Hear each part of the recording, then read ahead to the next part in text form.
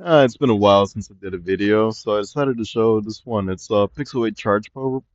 The charge port was broken. So basically what you do is you go to ifixit.com and you look up the guide on how to remove the logic board, and then you follow that.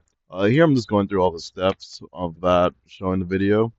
So you remove the screen, you take out the screen protector, unplug the screen, and then you got to remove the little sticky things that cover two screws down there.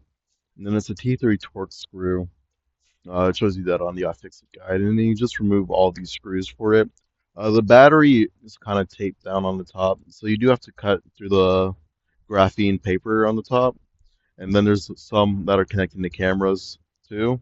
So it's not cutting through any flex cables, you're just basically cutting through some of the tape at the top, and so it's safe to do. Just be careful because you don't want to cut a flex cable, so that will ruin your day.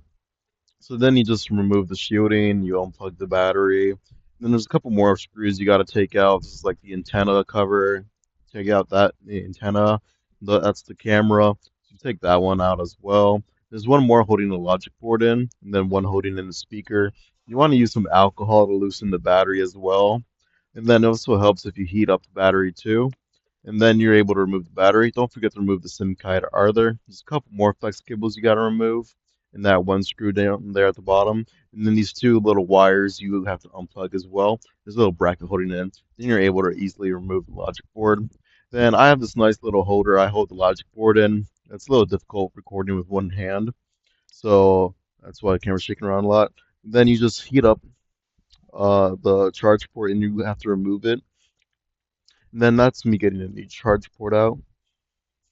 And then you want to use a little razor blade, and that will lift up the pins. So that's what you're doing. You're lifting up the pins with that because that makes it easier to connect. So right now I'm just melting a little bit of flux on the charge port, and then um, you want to tin it. So that is just using some solder and putting it on top of that.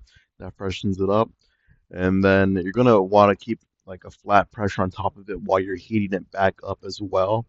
I originally, when I first did this, I had to look up like a USB-C on a Nintendo Switch to fix it. But yeah, the repair came out well, and I was real happy. It's charging.